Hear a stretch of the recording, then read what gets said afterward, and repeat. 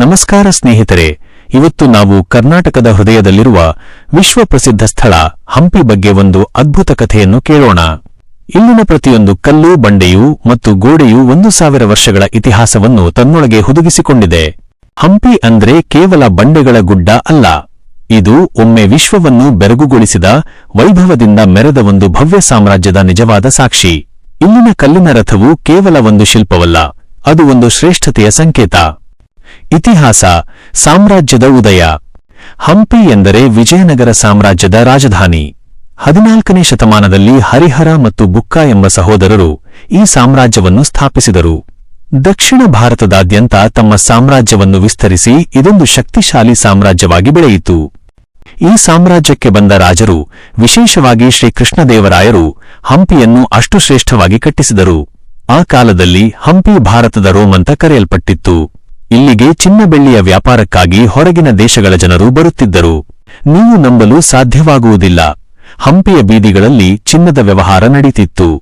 ಮಾರುಕಟ್ಟೆಯಲ್ಲಿ ಚಿನ್ನ, ವಜ್ರ, ರತ್ನಗಳು ಸಾಮಾನ್ಯ ವಸ್ತುಗಳಂತೆ ಮಾರಾಟವಾಗುತ್ತಿದ್ದವು. ಇಲ್ಲಿನ ವೈಭವವನ್ನು ಕಂಡು ವಿದೇಶಿ ಪ್ರವಾಸಿಗರು ಆಶ್ಚರ್ಯಚಕಿತರಾಗಿದ್ದರು. ಅಲ್ಲಿನ ದೇವಾಲಯಗಳು, ರಾಜಮನೆಗಳು ಎಲ್ಲವೂ ಶಿಲ್ಪಕಲೆಯ ಮಾಸ್ಟರ್ ಪೀಸ್ಗಳು. ಇಲ್ಲಿನ ಒಂದೊಂದು ಕಂಬವೂ ಸಂಗೀತದ ಸ್ವರಗಳನ್ನು ಹೊರಹೊಮ್ಮಿಸುತ್ತವೆ. ಪ್ರತಿ ಕಲ್ಲು ಒಂದು ಜೀವಂತ ಕಲಾಕೃತಿಯಾಗಿ ನಿಂತಿವೆ. ಪ್ರಸಿದ್ಧ ಸ್ಥಳಗಳು, ಕಲ್ಲಿನ ಕಥೆಗಳು. ಇಂದು ನಾವು ಹಂಪಿಯಲ್ಲಿ ನೋಡುವ ಪ್ರಮುಖ ಸ್ಥಳಗಳಲ್ಲಿ ವಿರೂಪಾಕ್ಷ ದೇವಸ್ಥಾನವು ಇಂದಿಗೂ ಪೂಜಿಸಲ್ಪಡುತ್ತಿರುವ ಹಳೆಯ ದೇವಾಲಯ. ಇದರ ಗೋಪುರವೇ ಇಲ್ಲಿನ ಭವ್ಯತೆಗೆ ಸಾಕ್ಷಿ. ವಿಜಯ ವಿಠ್ಠಲ ದೇವಸ್ಥಾನ, ಇಲ್ಲಿ ಇರುವ ಕಲ್ಲಿನ ರಥವೇ ಹಂಪಿಯ ಚಿಹ್ನೆ. ಇದರ ಸಂಗೀತದ ಕಂಬಗಳು ಮತ್ತು ಅತ್ಯದ್ಭುತ ವಾಸ್ತುಶಿಲ್ಪ ಎಂಥವರನ್ನು ಮಂತ್ರಮುಗ್ಧರನ್ನಾಗಿಸುತ್ತವೆ. ಹಾಗೆಯೇ ಹಜಾರರಾಮ ದೇವಸ್ಥಾನ, ಲೋಟಸ್ ಮಹಲ್, ಆನೆಗುಡಿ, ಅಂಜನಾದ್ರಿ ಬೆಟ್ಟ ಎಲ್ಲವೂ ಪ್ರವಾಸಿಗರನ್ನು ತನ್ನತ್ತ ಸೆಳೆಯುತ್ತವೆ. ಪ್ರತಿಯೊಂದು ಸ್ಥಳವೂ ತನ್ನದೇ ಆದ ಒಂದು ಅನನ್ಯ ಕಥೆಯನ್ನು ಹೇಳುತ್ತವೆ. ಆದರೆ ಸ್ನೇಹಿತರೆ, ಪ್ರತಿಯೊಂದು ವೈಭವಕ್ಕೂ ಒಂದು ಅಂತ್ಯವಿರುತ್ತದೆ.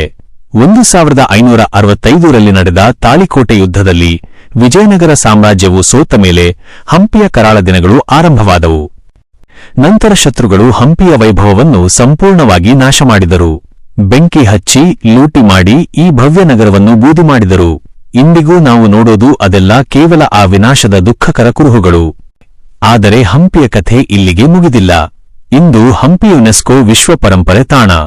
ಜಗತ್ತಿನ ಎಲ್ಲೆಡೆಯ ಪ್ರವಾಸಿಗರು ಇಲ್ಲಿಗೆ ಬಂದು ಈ ಕಳೆದುಹೋದ ನಗರ ಹೇಗಿತ್ತು ಎಂದು ಕಲ್ಪಿಸಿಕೊಳ್ಳುತ್ತಾರೆ. ಹಂಪಿ ಇಂದಿಗೂ ತನ್ನ ಸೌಂದರ್ಯ ಮತ್ತು ಇತಿಹಾಸದ ಮೂಲಕ ಜೀವಂತವಾಗಿದೆ. ಇಲ್ಲಿನ ಪ್ರತಿ ಬಂಡೆಯೂ, ನದಿಯೂ, ದೇವಾಲಯವೂ ತನ್ನ ಕಥೆಯನ್ನು ಹೇಳುತ್ತಲೇ ಇರುತ್ತದೆ. ಹೀಗಾಗಿ ಸ್ನೇಹಿತರೆ, ಹಂಪಿ ಕೇವಲ ಒಂದು ಪ್ರವಾಸಿ ತಾಣ ಅಲ್ಲ, ಅದು ಕನ್ನಡಿಗರ ವೈಭವ, ನಮ್ಮ ಸಂಸ್ಕೃತಿಯ ಆಭರಣ. ಹಂಪಿ ನೋಡಿದ ಮೇಲೆ ಯಾರೂ ಮರೆಯುವುದಿಲ್ಲ. ನೀವು ಹಂಪಿಗೆ ಭೇಟಿ ನೀಡಿದ್ದೀರಾ?